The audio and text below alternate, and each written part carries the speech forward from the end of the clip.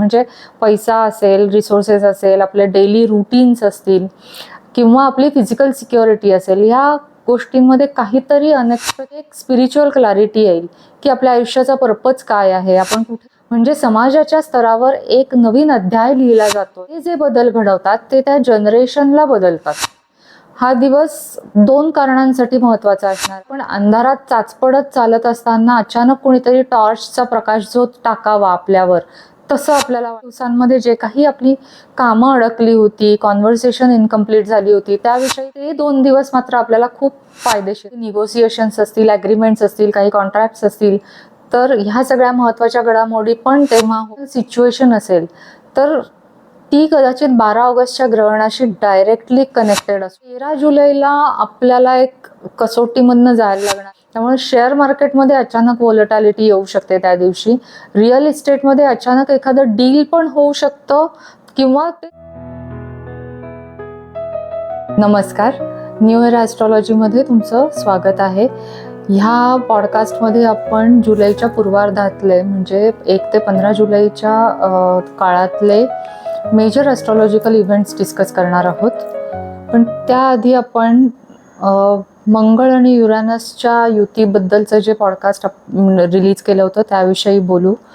आत्ता सध्या बऱ्यापैकी अशी अनप्रेडिक्टेबल आणि एक अस्वस्थ करणारी एनर्जी आसपास जाणवती आहे. इराण आणि US यांच्यामध्ये पुन्हा एकदा काहीतरी बिनसलंय आणि पुन्हा एकदा युद्धाचं सावट आपल्या डोक्यावर आहे. आणि त्याचबरोबर व्हेनेझुएलामध्ये 2 मोठे भूकंप पाठोपाठ झाले होते आणि इतरही अशा खूप अस्वस्थ करणाऱ्या घटना आपल्या अवतीभोवती घडत आहेत. इवन पर्सनल लाईफमध्येही अचानक आणि शॉक देणाऱ्या अशा काही घटना घडलेल्या आहेत. काही मायनर ॲक्सिडेंट्स, मेजर ॲक्सिडेंट्स घडलेले आहेत. सो आपण आत्ता ह्या काळातनं जातोय आणि ह्या सगळ्या घटनांमुळे पुन्हा एकदा असं जाणवतंय की मंगळ युरॅनस युती ही किती पॉवरफुल असते. अजून 4 जुलैला ती एक्झॅक्ट होणार आहे युती, तर तोवर काय होतंय याविषयी एक मनात शंका आणि भीती नक्कीच आहे. 10 जुलैला एक असा सुंदर मायनर ग्रँड ट्राईन ज्याला म्हणतात, म्हणजे एक छोटासा त्रिकोण तयार होतोय. खूप पॉवरफुल त्रिकोण असतो हा आणि तो त्रिकोण तयार होतोय मकर राशीतला प्लुटो, मीन राशीतला नेपच्यून आणि वृषभ राशीतला युरानस यांच्यामध्ये, आणि ते तिघही त्या राशीच्या 10व्या डिग्रीला आहेत. एक्झॅक्ट डिग्रीज मॅच होत आहेत तिघांच्या, त्यामुळे हा आकार तयार होतोय. याला मायनर ग्रँड ट्राईन म्हणतात. आणि मागच्या वर्षी ऑगस्टमध्ये पहिल्यांदा ते एकत्र आले होते, तेव्हा 7 डिग्रीवर हा ग्रँड ट्राईन झाला होता. आणि तेव्हापासून एक सायलेंट अशी बदलाला सुरुवात झाली आहे. एक बॅकग्राऊंडला काहीतरी गोष्टी बदलत आहेत आणि जुनी स्ट्रक्चर्स किंवा जुन्या सिस्टीम्स ज्या वर्क करत नाही आहेत, जिथे करप्शन आहे, जिथे बदलाची गरज आहे, त्याविषयी काही ना काही घटना घडत आहेत आणि नवीन सिस्टीम्स तिथे आणल्या जात आहेत. असं हळूहळू घडतंय हे. आता पुन्हा एकदा हे या महिन्यामध्ये घडणार आहे, जुलैमध्ये. याची शेवटची हिट जी असणार आहे ती जून 2027 मध्ये असणार. त्यावेळेस ते शेवटचे एकत्र येणार आहेत या फॉर्मेशनमध्ये आणि 2028 पर्यंत हा आस्पेक्ट डिझॉल्व्ह झालेला असेल. आणि बाय दॅट टाइम म्हणजे त्या वेळेपर्यंत नवीन सिस्टीम्स आणि स्ट्रक्चर्स पूर्णपणे एस्टॅब्लिश झाल्या असतील. मोडकळीला आलेल्या जुन्या सिस्टीम्स पूर्ण गेलेल्या असतील. मग त्या समाजातल्या असतील, राजकारणातल्या असतील, देशातल्या असतील, आपल्या पर्सनल लाईफमधल्या असतील. पण हळूहळू हे बदल बॅकग्राऊंडला घडत आहेत. म्हणजे पुढे जाऊन जेव्हा आपण मागे ह्या कालखंडातला बदल बघितले तर तेव्हा लक्षात येईल की बऱ्याच गोष्टी अशा बदलल्या, तेव्हा फंडामेंटली गोष्टी बदलल्या. आता पर्सनल लेवलला आपले प्लॅनेट्स किंवा अँगल्स हे मकर, वृषभ, कन्या, कर्क, वृश्चिक किंवा मीन राशीच्या 7 ते 13 डिग्रीजच्या दरम्यान असतील तर आपल्यासाठी हा मायनर ग्रँड ट्राईन खूप विशेष असणार आहे, पॉवरफुल असणार आहे. कारण हे 3ही आउटर प्लॅनेट खूप एकमेकांच्या हार्मोनियसली एकत्र येत आहेत आणि ते मेनली पृथ्वी तत्व आणि जलतत्वाच्या राशींमध्ये होतोय हा ग्रँड ट्राईन. त्यामुळे आता मी ज्या राशी सांगितल्या त्या सगळ्या पृथ्वी तत्वाच्या किंवा जलतत्वाच्या आहेत. त्यामुळे ते खूप हे एलिमेंट सगळे मॅच होत आहेत. त्यामुळे ही जी एनर्जी आहे ती खूप स्मूथली आणि नॅचरली आपल्यापर्यंत पोहोचणार आहे. ज्यांच्या ह्या साईन्स असणार आहेत त्यांच्यापर्यंत कुठलाही असा त्रास होणार नाही, रेझिस्टन्स होणार नाही. आणि वैयक्तिक पातळीवर आपल्याला काय जाणवू शकतं, तर एक खोल, शांत आणि इंटरनल शिफ्ट येणार आहे. म्हणजे कुठल्या एक्सटर्नल इव्हेंटमुळे आतमध्ये बदल होणार नाहीये, तर ते आतून आपल्याला जाणवत जाणवत असे बदल, म्हणजे आपली एक मॅच्युरिटी लेवल, आपल्या आतमधले विचार, आपल्या श्रद्धा, आपली मूल्य अशी हळूहळू बदलत जाणार आहे. म्हणजे एखादा जुनी भीती असेल किंवा एखादा बिलीफ असेल, एखादा मूल्य असेल, ते असं सहजपणे रिलीज होईल की ज्याचा आता आपल्याला उपयोग नाहीये.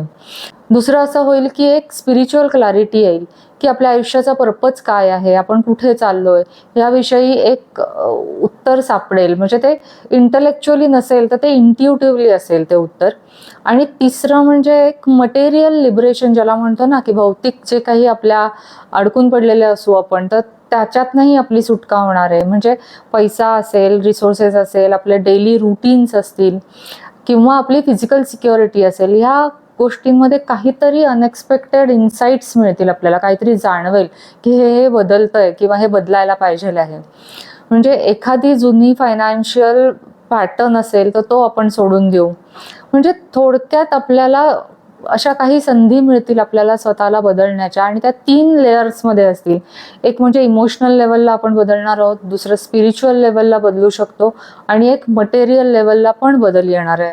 पण ज्यांचे प्लॅनेट्स हे अग्नी आणि वायुतत्वाच्या 7 ते 13 डिग्रीला असणार आहेत, त्यांना मात्र वरवर काही जाणवणार नाही, पण आतमध्ये एक रेस्टलेसनेस, अस्वस्थता असेल की जे घडतंय ते असं का घडतंय याविषयी थोडंसं अस्वस्थ वाटेल, पण बदल घडत असतील बॅकग्राऊंडला.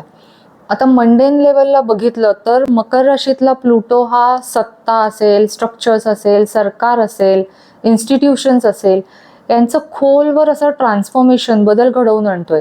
म्हणजे जे करप्ट आहे ते तो उखडून टाकतोय, आणि ही प्रोसेस खूप वर्ष झाली चालली आहे. प्लुटो एका राशीमध्ये 20 वर्ष असतो आणि आत्ता तो 10व्या डिग्रीला आहे. म्हणजे काही वर्ष झाली, आणि तो 1 डिग्री एका वर्षाला असंच त्याच्यात बदल, म्हणजे तो पुढे जात असतो. तर साधारणतः गेल्या 5-10 वर्षांमधनं ही प्रोसेस सुरू झालेली आहे.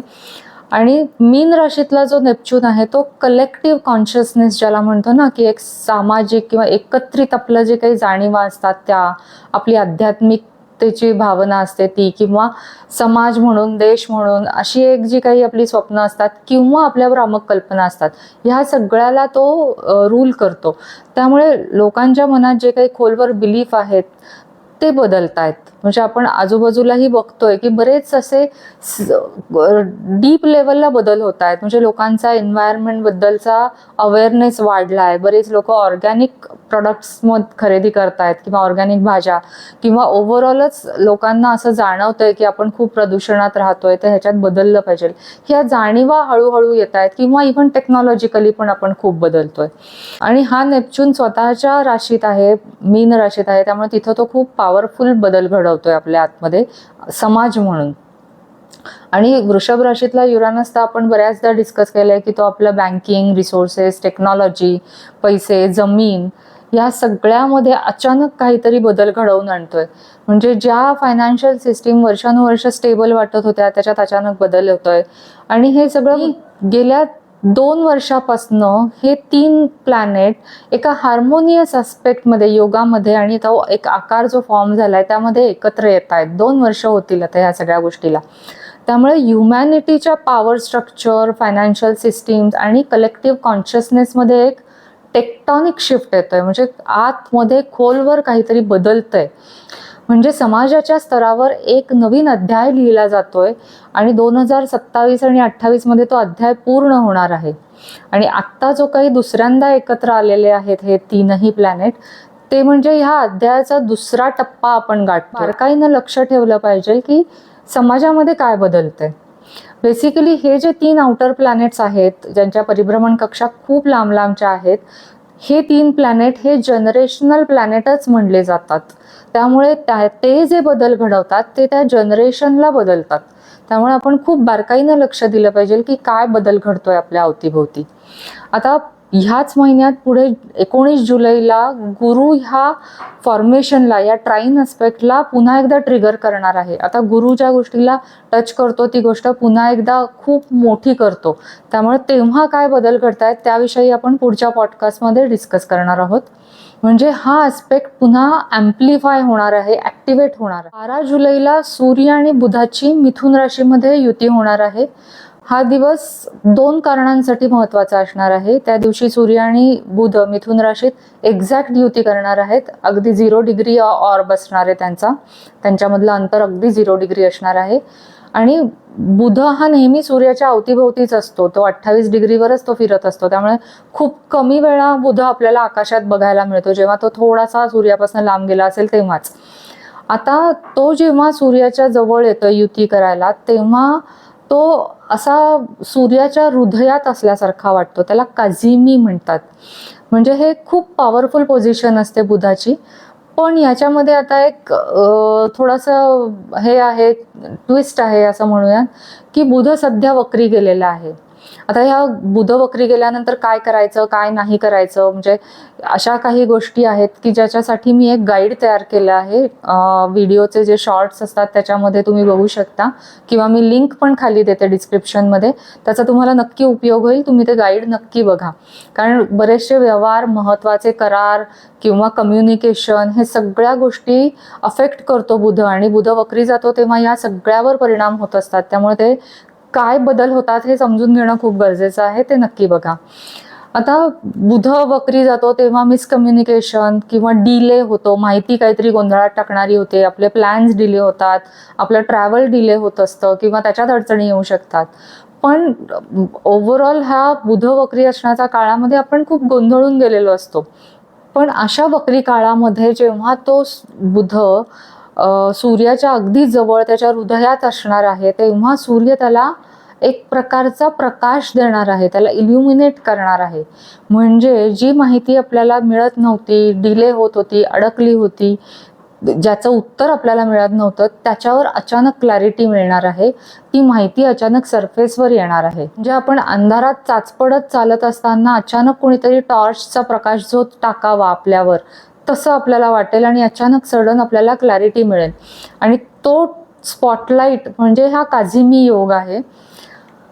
त्या दिवशी आपलं सेल्फ एक्सप्रेशन खूप स्ट्रॉंग असू शकतं. म्हणजे आपल्याला जे म्हणायचं आहे ते आपण एकदम व्यवस्थित मांडू शकतो.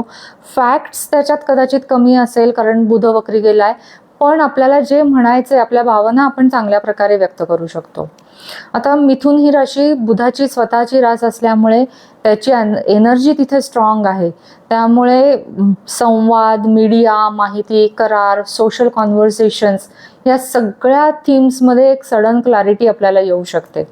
आणि वैयक्तिक पातळीवर आपण बघितलं तर गेल्या काही दिवसांमध्ये जे काही आपली कामं अडकली होती, कॉन्व्हर्सेशन इनकम्प्लीट झाली होती, त्याविषयी पण आपल्याला क्लॅरिटी येईल त्या 2 दिवसांमध्ये, 1-2 दिवसांमध्ये. पण ओव्हरऑल बुध वक्री असताना आपल्याला कम्युनिकेशन डिलेज किंवा मिसकम्युनिकेशन होतच असणार आहे. पण ते 2 दिवस मात्र आपल्याला खूप फायदेशीर असणार आहेत. त्यामुळे एखादा जुना मेसेज असेल, जुनं कॉन्व्हर्सेशन असेल, सगळं हे जे काही जुन्या अडकलेल्या राहिलेल्या गोष्टी असतील, त्या नवीन पर्स्पेक्टिव्हनी आपल्या समोर येऊ शकतात. आता जागतिक पातळीवर पण एखादी महत्त्वाची माहिती जी कदाचित दडपली गेली होती, सांगितली नव्हती, ती आज त्या दिवशी उघड होऊ शकते. 2 देशांमधली निगोसिएशन्स असतील, ॲग्रीमेंट्स असतील, काही कॉन्ट्रॅक्ट्स असतील, तर ह्या सगळ्या महत्त्वाच्या घडामोडी पण तेव्हा होऊ शकतात. आणि 12 जुलै हा दिवस अजून एका कारणासाठी महत्त्वाचा असेल, की बरोबर त्या दिवशीपासनं 1 महिन्यानंतर म्हणजे 12 ऑगस्टला कर्क राशीमध्ये सूर्यग्रहण होणार आहे. आता ग्रहणं जी असतात ती, त्यांचा जो मेसेज असेल, त्या दिवशी घडणारी जी घटना असेल, ती कधी कधी 1 महिना अगोदर पण घडू शकते किंवा 1 महिन्यानंतर पण घडू शकते. त्यामुळे त्या दृष्टीने 12 जुलै हा दिवस खूप महत्त्वाचा असणार आहे. त्या दिवशी आपण लक्ष ठेवायला पाहिजे की काय घडतंय आपल्या अवतीभोवती. त्या दिवशी जे घडेल, म्हणजे कुठलं कॉन्व्हर्सेशन, एखादा संवाद असेल, कुठला निर्णय असेल, कुठली बातमी असेल किंवा कुठली इमोशनल सिच्युएशन असेल, तर ती कदाचित 12 ऑगस्टच्या ग्रहणाशी डायरेक्टली कनेक्टेड असू शकते.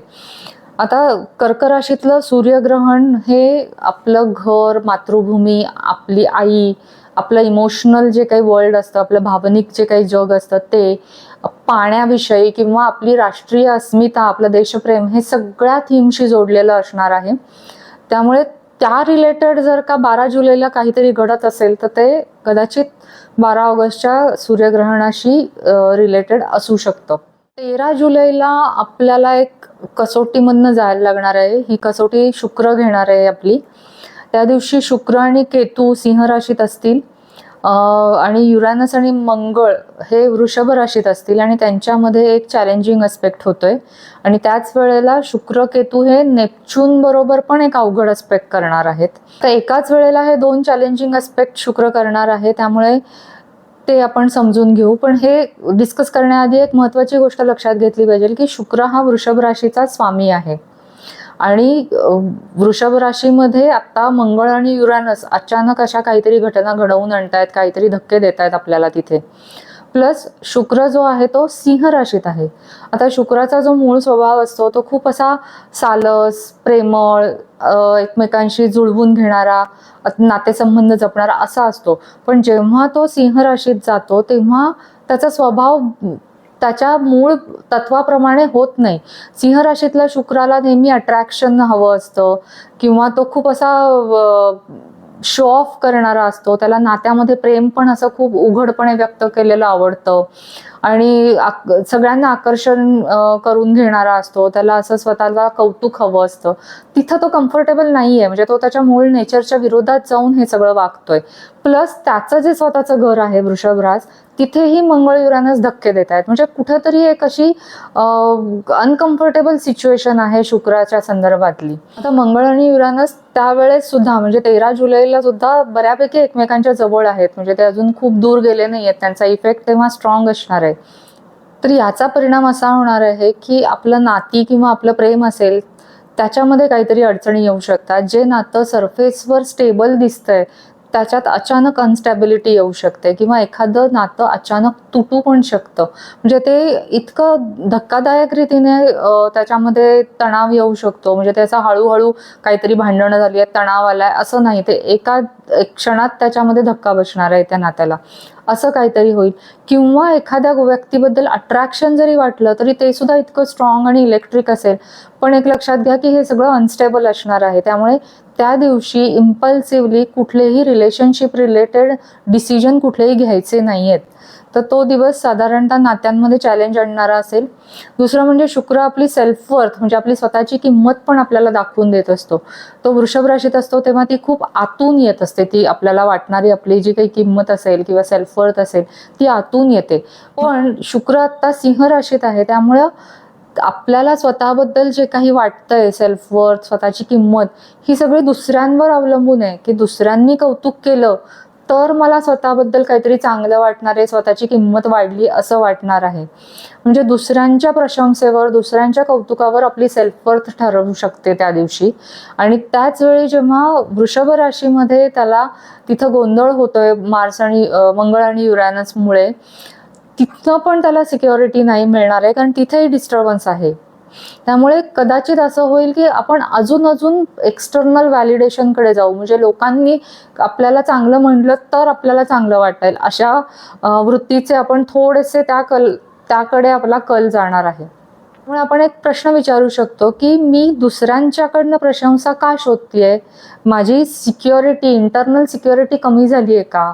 ह्या प्रश्नाचं उत्तर आपण तेव्हा शोधलं पाहिजे. आता तिसरं म्हणजे शुक्र हा पैसा आणि प्रॉपर्टी पण रूल करतो. त्यामुळे नैसर्गिक कारक आहे तो पैशाचा आणि प्रॉपर्टीचा. त्यामुळे शेअर मार्केटमध्ये अचानक व्होलॅटिलिटी येऊ शकते त्या दिवशी.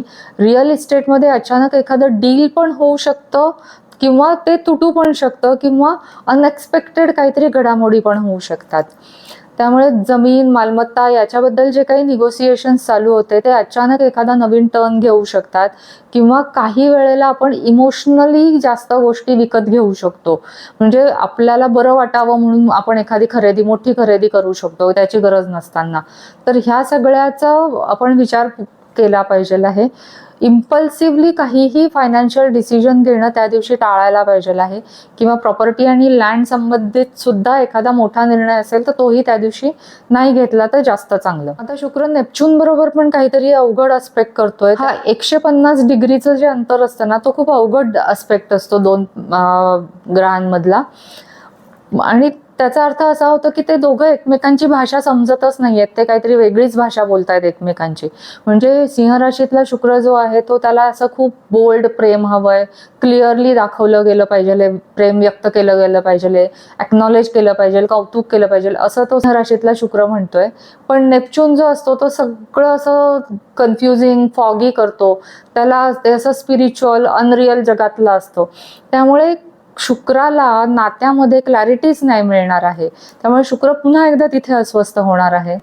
म्हणजे असं वाटत राहील की हे नातं खरं आहे का मी भ्रमात जगते, असं काहीतरी आपल्याला वाटेल. किंवा फायनान्शियली किंवा प्रॉपर्टी किंवा मनीच्या बाबतीत, पैशाच्या बाबतीतही असं होईल की काहीतरी गोष्टी डेलिबरेटली म्हणजे मुद्दामून अशा लपवल्या जातील किंवा अस्पष्ट केल्या जातील.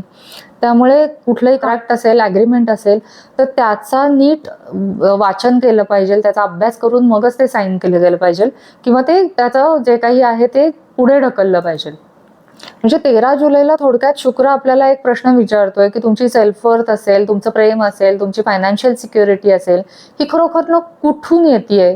तुम्ही बाहेरच्या जगावर अवलंबून आहात या सगळ्यासाठी, की तुम्ही आतमधनं ही सिक्युरिटी आणताय? म्हणजे प्रॉपर्टी, पैसा, नाती ह्या विषयी आपल्याला जर का क्लॅरिटी नसेल तर त्या दिवशी कुठलाही मोठा निर्णय घ्यायचा नाहीये. 14 जुलैला मिथुन राशीमध्ये अमावस्या होतीये, 27व्या डिग्रीला होतीये, आणि बुध त्यांच्या अगदी जवळ असणारे अमावस्येच्या म्हणजे 25व्या डिग्रीवर असणार आहे. 2च डिग्रीचं अंतर आहे त्यांच्यामध्ये. आता कुठलीही अमावस्या ही नेहमी नवीन सुरुवात असते काही गोष्टींची, आपण कुठली ना कुठली तरी नवीन सुरुवात करत असतो. पण ही जी अमावस्या आहे ना ती अशी ब्रँड न्यू नाहीये, कारण बुध वक्री आहे, बुध युतीमध्ये आहे या अमावस्येच्या. त्यामुळे हे कुठल्या तरी जुन्या गोष्टीचं रिवायवल आहे, म्हणजे जुनी गोष्ट पुन्हा एकदा आपण नव्याने सुरुवात करणार आहोत. मग ती जुनी आयडिया असेल, जुना प्रोजेक्ट असेल, जुनं कॉन्व्हर्सेशन असेल, किंवा एखादं जुनं नातं असेल, यातलं काहीतरी आज त्या दिवशी नव्याने पुन्हा येणार आहे, नव्या रूपात पुन्हा समोर येणार आहे. आणि मिथुन रास असल्यामुळे कम्युनिकेशन, नेटवर्किंग, प्रवास, बिझनेस, कॉन्ट्रॅक्ट्स हे सगळं हायलाईटमध्ये असणार आहे. पण कदाचित ते काहीतरी आपण अर्धवट ठेवलेल्या गोष्टी पुन्हा एकदा नव्याने त्याच्याकडे बघण्यासाठी पुढे येणार आहे. म्हणजे या सगळ्या रिलेटेड काही अर्धवट राहिलेल्या गोष्टी असतील तर त्या पूर्ण करण्यासाठी ते समोर येणार आहे. आता ह्याचा इम्पॅक्ट कोणावर जास्त होणार आहे, तर ज्यांचे पत्रिकेतले ग्रह म्हणजे नेटल प्लॅनेट्स किंवा अँगल्स हे 22 ते 29 अंशाच्या दरम्यान मिथुन, धनु, तूळ, मेष, कुंभ आणि सिंह राशीत आहेत, त्यांना ही अमावस्या सगळ्यात जास्त जाणवणार आहे. कदाचित एक चांगली सुरुवात पण असू शकते, आणि वैयक्तिक पातळीवर काहीतरी नवीन सुरुवात करायची असेल तर नक्की करायला पाहिजे आहे. पण एक लक्षात ठेवा की बुध वक्री असल्यामुळे कदाचित त्याच्यात रिव्हिजन्स होऊ शकतात. पण हेच जर का जुनं कॉन्व्हर्सेशन आपण, जुने काही राहिलेले कम्युनिकेशन, संवाद आपण पुन्हा एकदा सुरू करणार असू, जुने प्रोजेक्ट सुरू करणार असू, तर त्याच्याकडे नव्याने बघण्यासाठीचा हा काळ असणार आहे. एक नवीन पर्स्पेक्टिव्ह आपल्याला त्यावेळेस मिळणार आहे किंवा तो आपण आणायचा आहे. त्या सगळ्यासाठी ही अमावस्या खूप चांगली असणार आहे. आता एक लक्षात घेतलं पाहिजे की 12 ऑगस्टला कर्क राशीत जे सूर्यग्रहण होणार आहे त्याची ही सुरुवात ही अमावस्या करणार आहे. त्याचं जे बीज आहे त्या सूर्यग्रहणाच्या दिवशी घडणाऱ्या घटनांचं, ते बीज ह्या अमावस्येला पेरलं जाणार आहे. तर याकडे आपण खूप लक्ष दिलं पाहिजे. त्याच्या आधी आपल्याला एक मेसेज पण कदाचित मिळू शकणार आहे 12 तारखेला. त्याच्यानंतर 14 तारखेला ते बीज पेरलं जाईल आणि ऑगस्टमध्ये ते पूर्ण रूपाने बाहेर येणार आहे. त्याचं जे काही परमनंट, त्याचं जे काही स्वरूप आहे ते आपल्याला त्यावेळेस ट्रान्सफॉर्मेशन दिसणार आहे की एक्झॅक्टली काय घडणार. आता काही अपडेट्स आहेत. 7 जुलैला नेपच्यून हा मीन राशीमध्ये वक्री होतोय आणि तो 12 डिसेंबर 2026 पर्यंत, म्हणजे या वर्षीच्या 12 डिसेंबर पर्यंत वक्री राहणार आहे. नेपच्यून हा दरवर्षी वक्री जातो, पण या वर्षी त्याचं टायमिंग खूप महत्त्वाचं आहे. कारण नेपच्यून वक्री झाल्यानंतर बरोबर 3 दिवसानंतर तो मायनर ग्रँड ट्राईन फॉर्म करणार आहे प्लुटो आणि युरानस बरोबर. तो खूप महत्वाचा टप्पा असणार आहे समाजाच्या दृष्टीने. आता नेपच्यून जेव्हा डायरेक्ट असतो म्हणजे मार्गी असतो त्यावेळेस आपलं जे काही एकत्रित विजन असतं, एकत्रित इल्युजन असतं किंवा समाजाची जी काही स्वप्न असतात किंवा स्पिरिच्युअल मुवमेंट्स असतात त्या सगळ्या बाहेरच्या जगात आपल्याला अशा दृश्य स्वरूपात दिसत असतात. त्या गोष्टी खूप इन्स्पायर पण करत असतात, खूप मिस्टिकल वाटत असतात. पण जेव्हा ते बाहेर घडत असतं तेव्हा आपल्याला असं थोडंसं वाटत असतं की हे खरं आहे का किंवा हे खरं असेल का, असं काहीतरी आपलं साधारणतः फील असतात.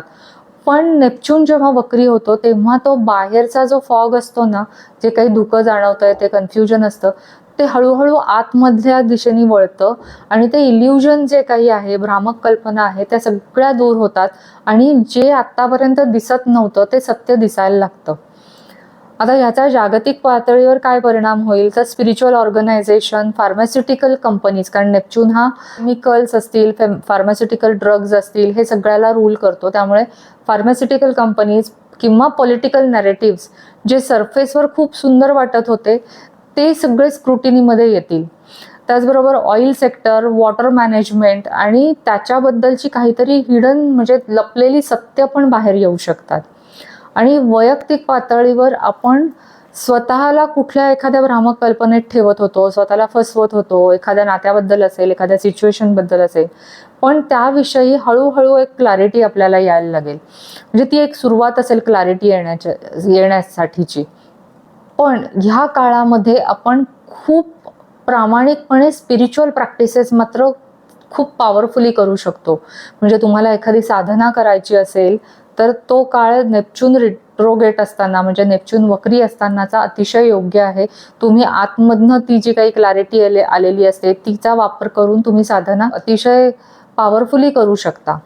म्हणजे जेव्हा बाहेरचं कन्फ्युजन, बाहेरचं फॉग, बाहेरचं धुकं कमी होतं तेव्हा आतला प्रकाश आपल्याला जास्त जाणवत असतो. म्हणून हा काळ साधनेसाठी खूप चांगला असतो.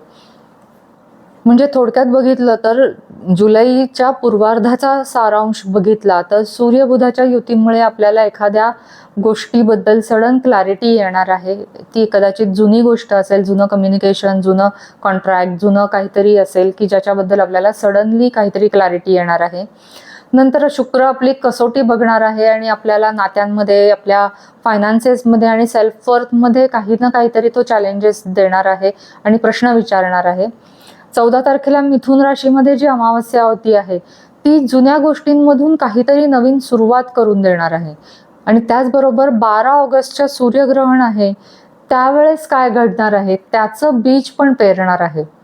आणि ह्या सगळ्यांच्या मागे सायलेंटली प्लुटो, नेपच्यून आणि युरानस जुन्या सिस्टीम मोडून नवीन सिस्टीम घडवण्याचा अध्याय सुरू करणार आहेत. त्या अध्यायाचा दुसरा टप्पा गाठणार आहेत.